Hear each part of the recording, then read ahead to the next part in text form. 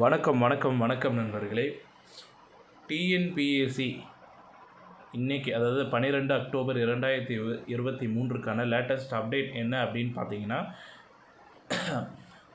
November 11, 2023 அன்னைக்கு நடைபெற இருக்கிற குரூப் 2A, அதாவது குரூப் 2A மற்றும் குரூப் 2B தேர்வுகளுக்கான இறுதி முடிவுகளை டிஎன்பிஎஸ்சி வெளியிட்டிருக்கிறது.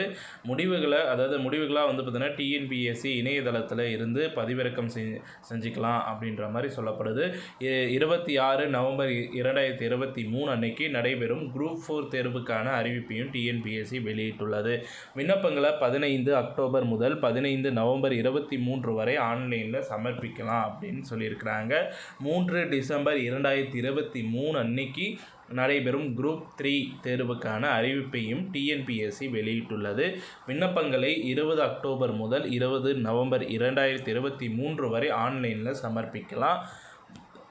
மற்ற முக்கியமான டிஎன்பிஎஸ்சி அப்டேட்ஸ் என்ன அப்படின்னு பார்த்தீங்கன்னா, இனி வரும் அனைத்து தேர்வுகளையும் ஆன்லைன் முறையில் மட்டுமே நடத்தும் என டிஎன்பிஎஸ்சி அறிவிச்சிருக்கிறாங்க. 2024 முதல் அனைத்து தேர்வுகளுக்கும் புதிய பாடத்திட்டத்தை அறிமுகப்படுத்த போவதாக டிஎன்பிஎஸ்சி அறிவிச்சிருக்கிறாங்க. 2024 முதல் அனைத்து தேர்வுகளுக்கான காலியிடங்களின் எண்ணிக்கையை அதிகரிக்கப் போவதாக டிஎன்பிஎஸ்சி அறிவிச்சிருக்கிறாங்க. அது மட்டும் இல்லாமல் டிஎன்பிஎஸ்சிக்கு நீங்கள் ப்ரிப்பரேஷன் டிப்ஸாக எப்படி அப்படின்னு பார்த்துக்கிட்டிங்கன்னா, உங்களுடைய பாடத்திட்டங்களை முன்கூட்டியே பார்த்திங்கன்னா தயாரித்து கொள்ளுங்கள். அதாவது முன்கூட்டியே பார்த்திங்கன்னா அதை படிக்கிறதுக்கு ஆரம்பிச்சுக்கோங்க.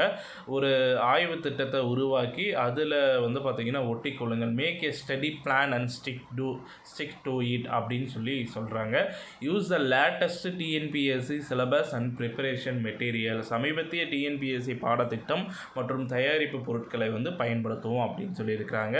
Solve the previous year question papers. அதை முந்தைய ஆண்டு வினாத்தாள்களை அதை நீங்கள் சால்வ் பண்ணி சரி பார்த்துக்கோங்க அப்படின்னு சொல்லியிருக்காங்க.